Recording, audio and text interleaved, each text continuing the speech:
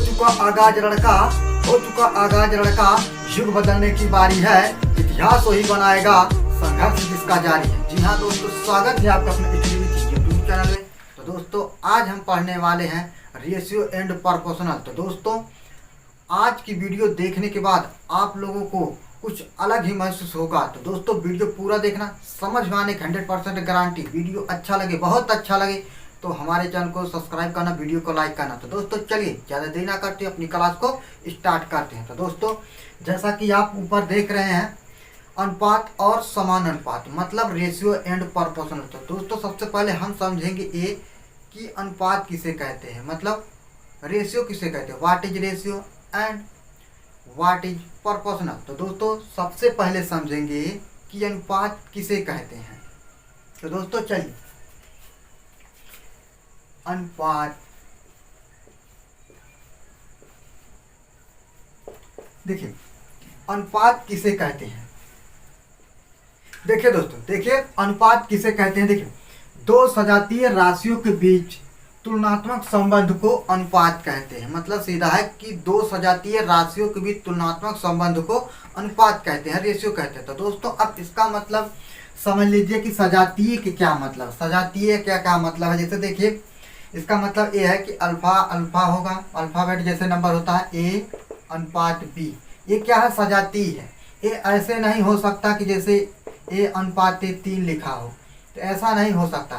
ठीक इसी तरह से होगा, जैसे देखिए यही सजातीय, इसका मतलब सजातीय कहने का मतलब यही है कि अल्फाबेट होगा तो अल्फाबेट रहेगा, तो नंबर होगा तो नंबर ही रहेगा, क्योंकि इसके बीच तुलना हो सकती है।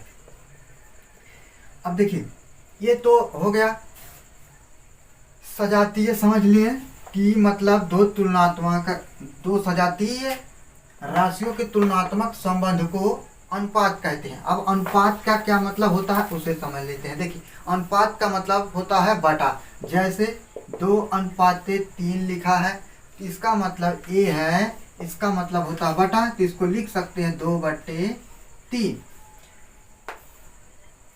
अब ये 2/3 हो गया, बिल्कुल फ्रैक्शन की तरह हो गया, भिन्न की तरह हो गया।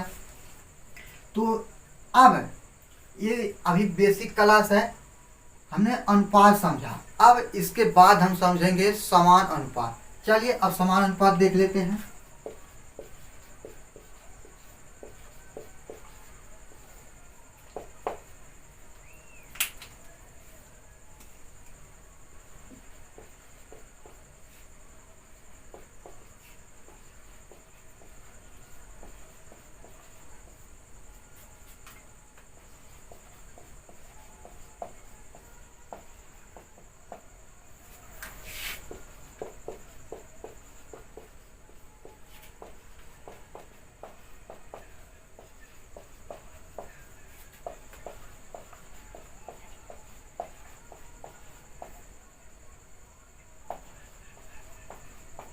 देखिए दोस्तों, देखिए समान अनुपात किसे कहते हैं। देखिए समान अनुपात जब दो अनुपात आपस में बराबर हो तो उसे समान अनुपात कहते हैं। सीधा मतलब है इसका कि जब दो अनुपात आपस में बराबर हो तो उसे समान अनुपात कहते हैं। अब देखिए कैसे, जैसे देखिए ए अनुपात बी। अब समान अनुपात है, समान अनुपात का यही सिंबल है, क्या है ये सिंबल समान अनुपात का, सी अनुपात डी।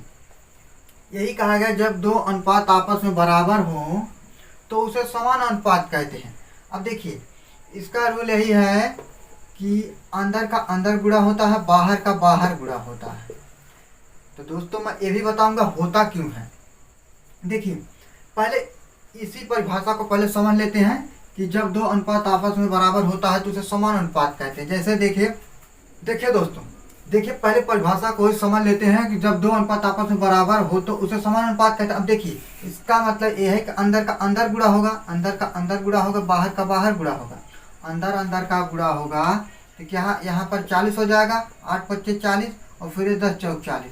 यही इसका मतलब होता है कि जब दो अनुपात, एक अनुपात ए हो गया और एक अनुपात ए हो गया, जब दो अनुपात आपस में बराबर होंगे तो उसे समान अनुपात कहते हैं। अब देखिए आगे समझ लीजिए कि मतलब कि ऐसा होता क्यों है कि अंदर का अंदर गुणा होता, बाहर का बाहर गुणा होता। दोस्तों ये आपने सुना होगा, लेकिन इसे डिटेल से समझेंगे कि ऐसा होता कैसे है कि अंदर का अंदर गुणा होता और बाहर का बाहर गुणा होता। देखिए समान अनुपात, देखिए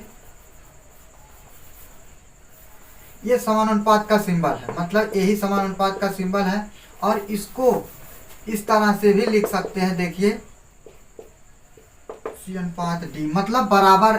कहने का मतलब ये है कि समान अनुपात का मतलब बराबर होता है, बराबर। इस तरह से दोनों का मतलब एक ही है, जो ऊपर लिखा गया है वही नीचे भी लिखा गया है।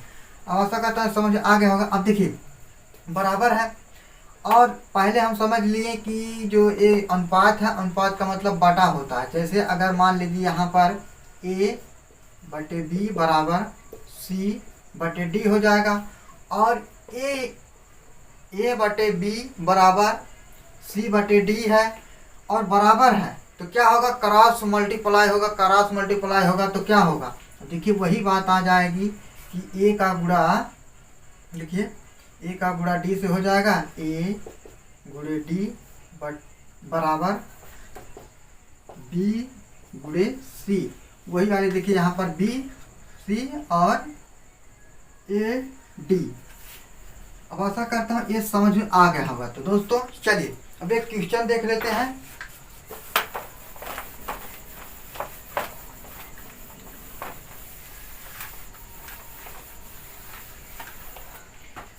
देखिए दोस्तों अब सवाल कैसे कैसे बनते हैं उसको देखेंगे। अब मान लीजिए कि पहला सवाल ऐसे दे दिया कि मान लीजिए यहाँ 4:6:8, और फिर यहाँ पर x दे दिया। इसका मतलब ये है कि जब समान अनुपात के 3 पद दिए हों, 3 पद दिए हों, चतुर्थ पद ज्ञात करना हो तो कैसे ज्ञात करेंगे। जो अभी अभी मैंने बताया बिल्कुल उसी तरीके से इसको आसानी से ज्ञात कर सकते। देखिए क्या हो जाएगा, अंदर का अंदर गुणा होता है, पता है। तो सिंपल क्या करेंगे कि 4 गुणे x हो जाए, क्योंकि बाहर बाहर गुणा हो रहा है। फिर बराबर यहाँ पर समानुपात होगा, देखिए ये हो जाएगा 8 गुणे 6, तो यहाँ 4x हो जाएगा, 8 6 का 48 हो जाएगा, 8 6 का 48 हो गया। और 4 से इसको काटेंगे, देखिए x बराबर 48/4 करेंगे, 4 का 4, 4 दूना 8, 12 चौका 48, मतलब x बराबर 12 निकल कर आए। बिल्कुल इसी तरह से आसानी से क्वेश्चन को हल कर सकते हैं। तो दोस्तों चलिए एक सवाल और देख लेते हैं। देखिए जैसे मान लीजिए दिया है a अनुपात b बराबर 2:3, और फिर दिया है कि b अनुपात c बराबर 4:5 दिया है। तो a b c ज्ञात कर। देखिए बिल्कुल सिंपल है, आसानी से आप ज्ञात कर सकते। बस इसको अभी एक बार बताएंगे और ये पार्ट 1 होगा। तो दोस्तों अगले पार्ट में इसको और भी शानदार ट्रिक से लगाएंगे। देखिए यहाँ पर a अनुपात b हो गया, फिर यहाँ पर b अनुपात c हो गया। अब निकालना हमें यहाँ पर a b c है, तो इसको हम ऐसे लिख सकते हैं। देखिए पहले इसी तरह से लिख लीजिए। देखिए अब इसका मतलब ये है कि a अनुपात b है, a 2:3, मतलब a की जगह पर 2 है और b की जगह पर 3 है। a की जगह पर 2 है, b की जगह पर 3 है। अब यहाँ पर उसी तरह b की जगह पर 4 है और c की जगह पर 5 है। और निकालना हमें, देखिए इसको पार्ट 2 में ट्रिक से लगाएंगे। अभी देखिए इसको लगाना कैसे, a b c, ये ट्रिक है। अगले पार्ट और भी शानदार ट्रिक को समझेंगे इसे। देखिए दोस्तों इसको कितनी आसानी से और शानदार ट्रिक से लगाएंगे। देखिए बस एक बार अच्छी तरह से लिखने आप समझ लीजिए, आसानी से इसको लगा ले जाएंगे। देखिए यहाँ पर a की जगह पर 2 है, 2 रखेंगे अनुपात। अब देखिए b की जगह पर 3 है, 3 रखेंगे। अब देखिए ये पहला पार्ट था, ये दूसरा पार्ट है। यहाँ से हमें लिखना b की जगह पर कितना है, 4 है। फिर यहाँ पर देखिए c की जगह पर कितना है, 5 है। बिल्कुल इसी तरह से आपको लिखना। फिर उसके बाद देखिए क्या करना है, ये 3 है, 3 है, आपको इसके आगे 3 बढ़ा देना है। फिर यहाँ पर 4 है, यहाँ पर खाली जगह है, जो खाली जगह यहाँ पर 4, यहाँ 4 बढ़ा देना है। बस इतना करना। उसके बाद आपको मल्टीप्लाई करना, 2 का 4 है, मतलब 4 दूना 8 हो जाएगा, अनुपात 4 तिहाई 12 हो जाएगा। फिर 3 पच्चे 15, कटेगा तो काट देंगे, नहीं कटेगा तो वही आंसर हो जाएगा। मतलब ए अनुपात बी अनुपात सी बराबर हो जाएगा 8 अनुपात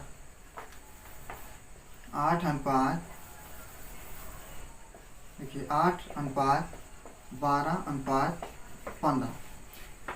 दोस्तों यही आंसर हो जाएगा। आशा करता हूँ ये समझ आ गया है। तो दोस्तों ये पार्ट 1 था, इसमें हमने बेसिक समझा, बस ये तो थोड़ा समझाने के लिए सवाल ले लिया, और पार्ट 2 से क्वेश्चन को हल करेंगे। तो दोस्तों वीडियो अच्छा लगा हो तो वीडियो को लाइक करना, और यदि अभी तक आपने हमारे चैनल को सब्सक्राइब नहीं किया है तो चैनल को जरूर सब्सक्राइब करना। दोस्तों अभी तो यह ट्रेलर था, अगले पार्ट में और भी बेहतरीन तरीके से हर सवाल को अच्छी तरह से ट्रिक के माध्यम से लगाएंगे। दोस्तों चलिए इस वीडियो को यहीं पर समाप्त करते हैं। वीडियो देखने के लिए आप लोगों का बहुत बहुत धन्यवाद।